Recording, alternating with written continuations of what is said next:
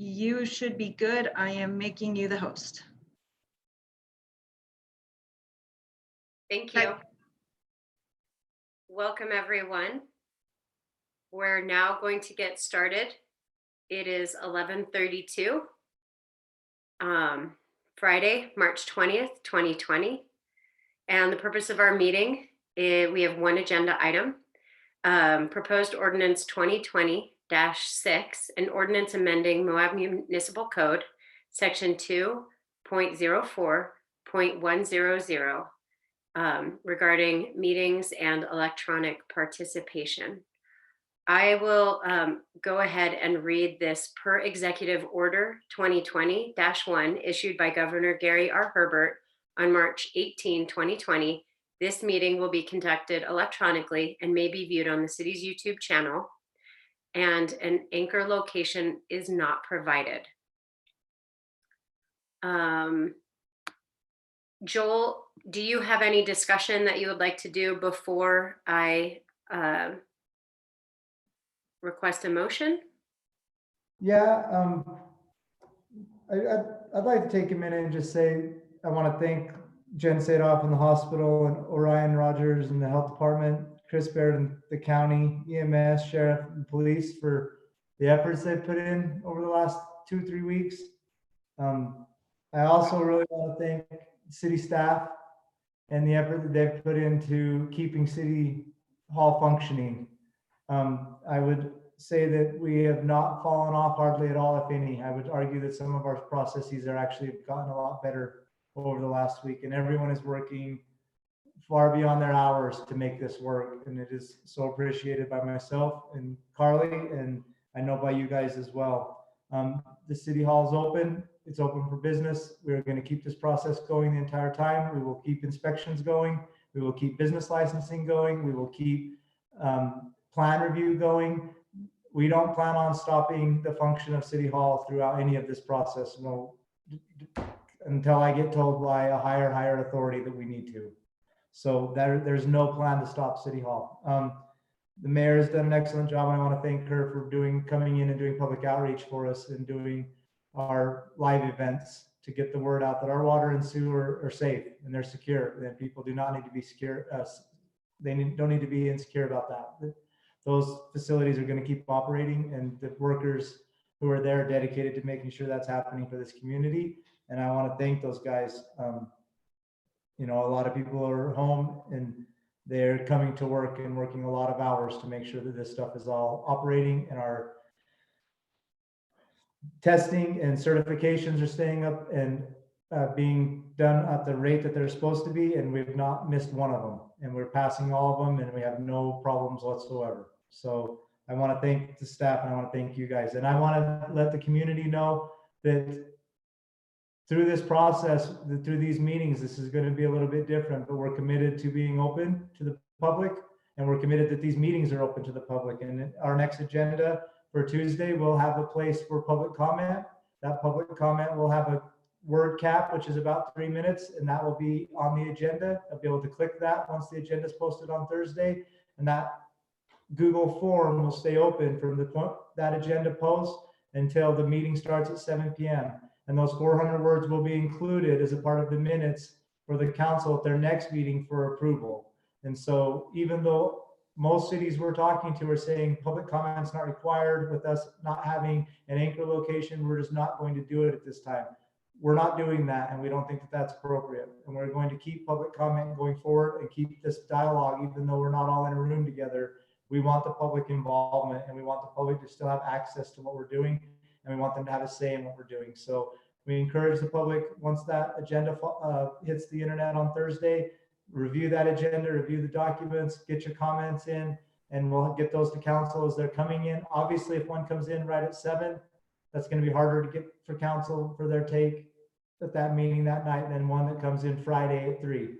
So please participate, please get your comments in, and we're going to keep you just as involved as we can through this process. So we're open to any questions or concerns as well. We're doing our best to foresee whatever's down the road and to be prepared for it and to have our people where they need to be. But the emails are great.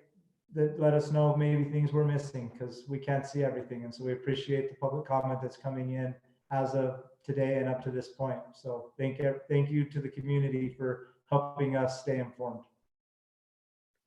And I'd like to just say thank you to Joel for leading staff in this effort to take care of ourselves internally while also working hard to communicate with the community. Not only, the city doing business, but also to, emerge as one of the leaders on the Grand County COVID task force. So thank you, Joel, for all of that participation. And also special shout out to Summer for diligently working through the governor's order so that we can do this type of meeting. I think Tuesday's meeting is going to be successful. And I only had one question for you, Joel, regarding public comments, for the comments for the citizens to be heard. Is that something that I'm going to read? Or is that something that's going to be just published? Our idea right now is that we're going to just publish them. We're thinking that there'll be a lot, and we think that for you to have to sit there and read through all of them, it'll be very time consuming with all of us not being in one room where that's kind of being shared very well. So the idea right now is we're going to forward those emails as we're getting them to everyone, so that everyone has them prior to the meeting, everyone's aware of them. They're a part of the record in the minutes, so they will be recorded in the minutes. So the idea is that we get them and we share them, and we don't have to read them into the record.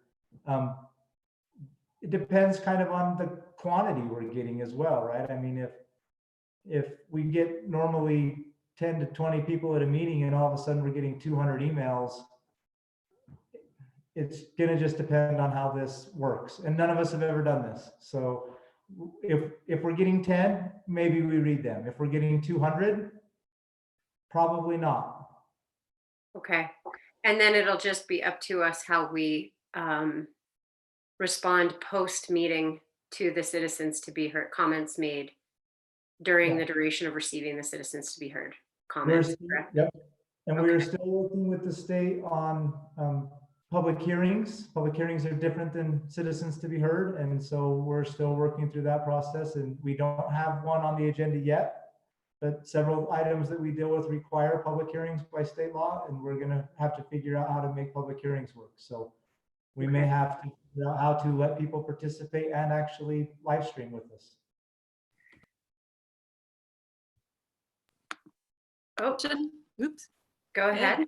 Oh, sorry. And that was just, so is your suggestion to us logistically, since it sounds like people can submit citizens to be heard comments to us until 7 p.m. that we just try and free up our schedule so that we can be reading all of those, because I imagine a lot of them are going to come in last minute, so that we try and make sure, after 5 or 6 p.m. that we're setting aside that time to read those. I'm just trying to figure out how I'm gonna, if it's on something we're going to vote on, like I think we're supposed to vote on this parking structure resolution, and normally people would come to citizens to be heard and present that in front of us, and sometimes that can influence your decision. So do you guys just advise from a logistics standpoint that we just set aside time right before the meeting? I know that can be hard for some of us, but to try and read those, since we don't think we'll be able to read them at the meeting. And I understand the pros and cons of reading them at the meeting.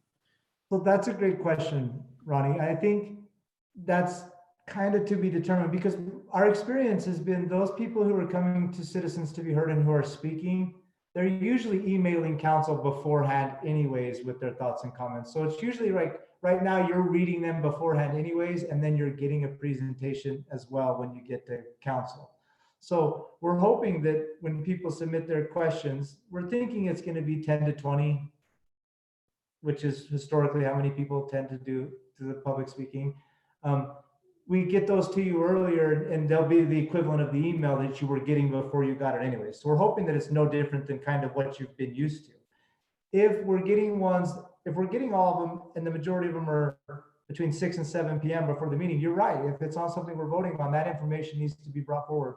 And so we've talked about having the mayor read them. We've talked about providing them at the time and just giving a time where we can sit there and read them. We've talked about allowing the mayor to do, or for us to prepare a briefing on them and provide that. So we have that. We're still working on how the logistics of that are going to work.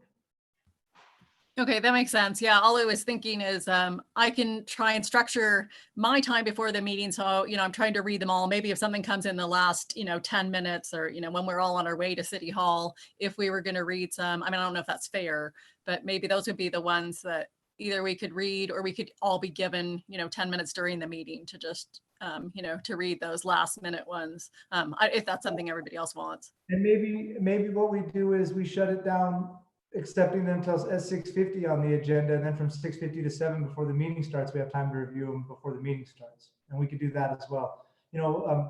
The majority of people who speak at Citizens to be Heard usually have emailed us, and usually when someone stands up to speak, we know kind of what they're going to say before they start because of that. So we're hoping that those, and a lot of times this is some same people who like to participate, and that's great. We totally encourage that. So we're hoping that when they send that email, it's no different than you got that Thursday, Friday before, and it's kind of you're getting them earlier. And so we're hoping that by 7 p.m. people have submitted their stuff earlier. We'll see how it goes. Okay, and I guess my last question is, I know our packet for next week is relatively small. It just posted, it's 45 pages, and I saw the link. I didn't go to it yet, but is that already live for people to post comments? My understanding is yes. Summer, is that correct? That's correct. Yeah. So, and we did a smaller agenda by design because all of this is new and none of us have ever done we've all done some electronic participation, but this is beyond the pale. I do have one quick question. Are you encouraging people to submit these questions via email? They're not going to be on our public or on our council comment portion of the agenda? No, so to be clear, this is public comment, Citizens to be Heard. So these aren't questions. Normally when people do Citizens to be Heard, they're making a comment that's for your intake, so you can make that as a part of your decision-making process. We normally don't participate and answer questions in that period. So we want people to be an official public comment, a citizen to be heard. They're going to have to click that link on that agenda, and they're going to have to fill out that 400-word form and submit that. If they just send an email to the council, that's no different than the email you were receiving last week or a month ago or a year ago. That's not going in the record. That's a public document that people can grab a request that they can get that way, but we're not making it a part of the record. What we're talking about is creating an actual form that they fill out, no different than the form they fill out when they come to the meeting, and participate in that forum to be a citizen to be heard, to go into the record. And to go into the record, they're gonna have to click that. I got it. Yep, just wasn't sure what you were doing. Perfect. Okay, are there any other questions, any other council members that have questions or comments regarding our meeting next week and this online participation? I just have one about the motion we're about to make. And that's just, I think the way it's written, we're repealing, right? And then when I read the governor stuff, he talks a lot about suspension. It seems to be like during this emergency period with the virus. So I just didn't know, do we need to have an understanding as a council that after the emergency period passes with the virus, that we would anticipate going back to our normal operating procedures for meetings of, meeting in present at an anchor location, blah, blah. So I'm going to answer that, and Lori, I'd like you to listen in and jump in if I misspeak. What we're doing is not repealing, we're amending, and we are changing the rules to the current electronic participation rules that you have. And so at the end of this situation that we're all in, if we want to go back to the old set of rules, we would amend them back through a new ordinance. We're not just putting in some temporary rules. I had the authority under the emergency management to just change them. We sat around and talked about the legal aspects of that, and we're about to do a lot of really meaty things, the parking structure, the widening's happening. And so we wanted to set a formal set of rules that you guys adopted to get us through this process that we felt were less likely to be sued under. And so we're just trying to cover our legal liabilities. At the end of this process, if we want to go back to the old set of rules, I don't think anyone on staff has a problem with that whatsoever. I don't think any of us have any intention of not having an anchor location going forward and not being in the same room. I don't think any of us would dispute going back to the old set of rules. Okay. Other questions and comments? You can just click on mute. So Mayor, this is Lori. I just wanted to jump in on, and with regard to what Joel just said, is that we're trying to create a structure for electronic meetings that would be useful beyond the emergency situation that we're in right now. And that's why we are having this before council to change these. So you have the option of, once the emergency situation is over, to have electronic participation as needed, but it gives you more flexibility than just having Joel do it under his emergency powers, because technically once the situation is resolved, we would then need to come back to you and have you change your ordinance if you chose to continue to meet electronically fully or partially. So right now it is, the ordinance is written, the way it's written is it repeals the existing electronic meetings section and replaces it with the language in the proposed ordinance before you. And if this works, because we're all learning, if this process works for electronic meetings, you are certainly allowed to keep it in place. Should we find it needs to be reworked because there are things that we find may make it better, we can certainly do that. Okay. Other comments, questions? I guess I would just say, I mean, none of us know what's going to happen. So it would just make me most comfortable if we then, we don't have to, all thumbs up and agree on this, but personally, I'd like to revisit it once the emergency passes, just because I would like the vast majority of our meetings, to be at an anchor location, but I can appreciate having this exception exist. And it's nice to know you could have, sorry, I just touched my face, someone who couldn't make the meeting potentially even on the screen. That's nice. Yeah. But I am just hoping for the reassurance of the public that just to know that the intention is, to go back to meeting in public in a group in front of people, aside from maybe an emergency situation or, the one or two people who might have to occasionally take part electronically. Also because these changes came about under the governor, and that if we were going to keep them in place, that gives people the opportunity to just say if give us input if there was something that wasn't working for them that maybe we could improve on. Thank you for those comments. Yeah, and when anyone's ready, I can make a motion. Real quick, before we make a motion, I just want to check in with everybody regarding, so this meeting's pretty easy. We've got one agenda item. I'd like to just slowly go through how we're going to make motions and second, and then calling for a vote. We're going to be doing a roll call vote, and Summer has randomized the way in which I'm going to call for your vote. So when we know when I say I'm calling for a vote, you'll want to unmute your microphone and then verbally say your vote. Additionally, there is a mechanism in Zoom where you can electronically raise your hand when you want to make a comment. But I think that what would be better for us, if I'm not sure how everyone's viewing their screen, but if you are looking at a grid screen, then you can see everybody's faces.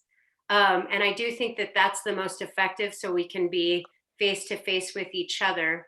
Is that it? Just nod your head if that's how you're looking at your screen right now.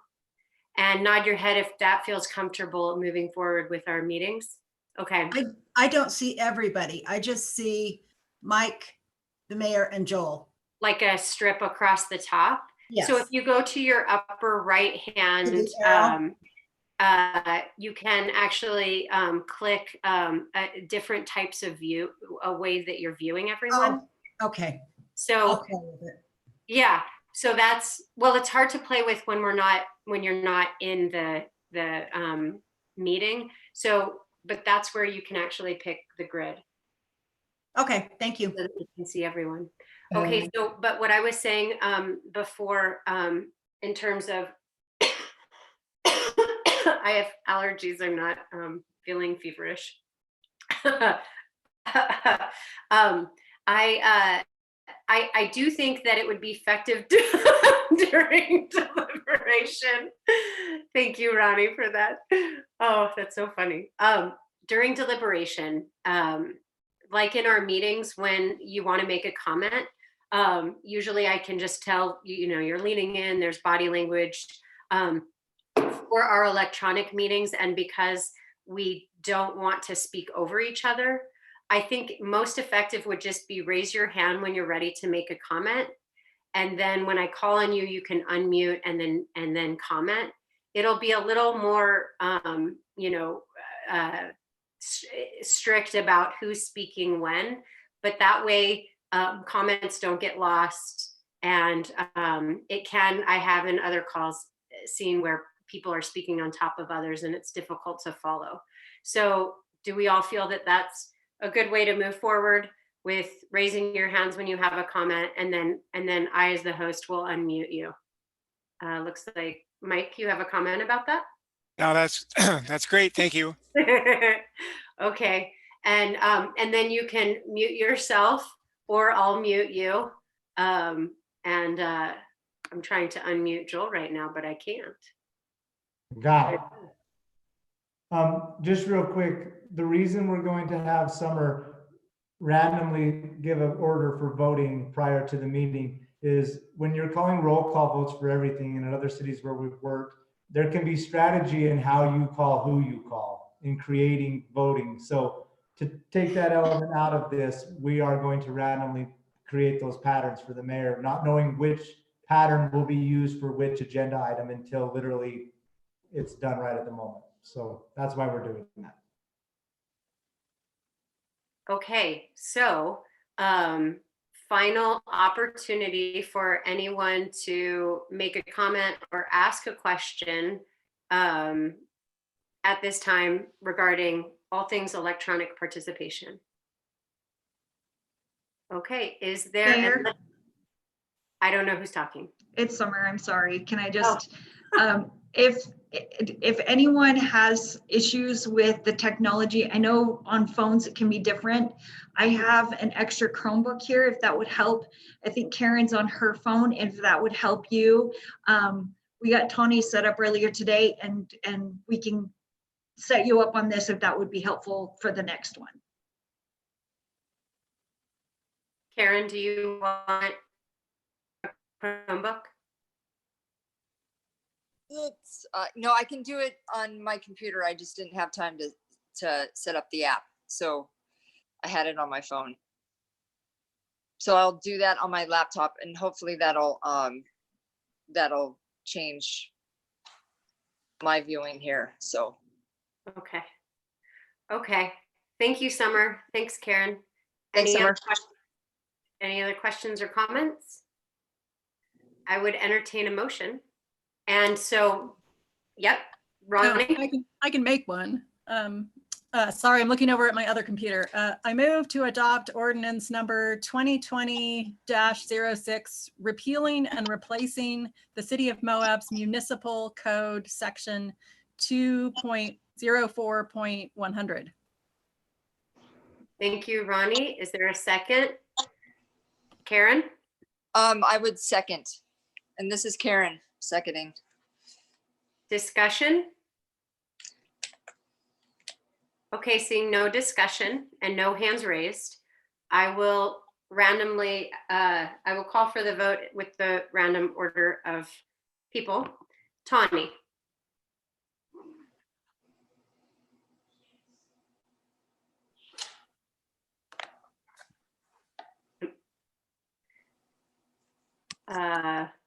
There we go. Trying to unmute. There we go. You had to unmute me. Aye. I was trying and it wasn't working. Thank you, Tawny. Summer, can you unmute all? I don't know, I'll try. on your end? I am not able to, but we will keep moving forward with the voting. Next is Kalen. Aye.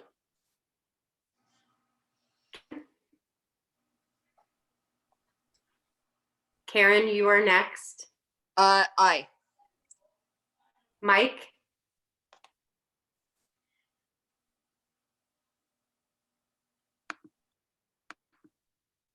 One more time, Mike. Okay, can you, aye, please? Thank you.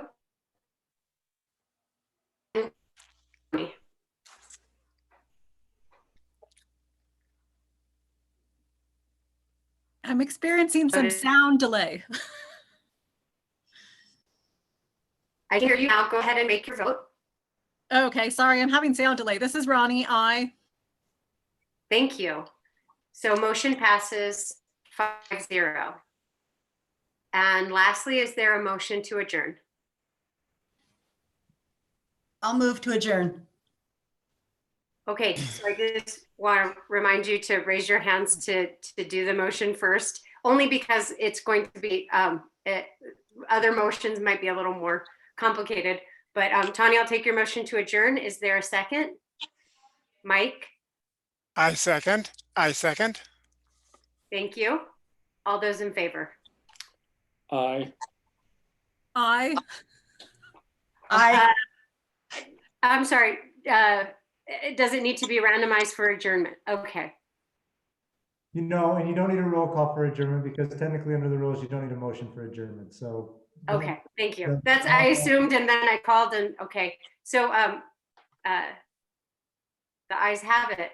We are adjourned. See you all Tuesday.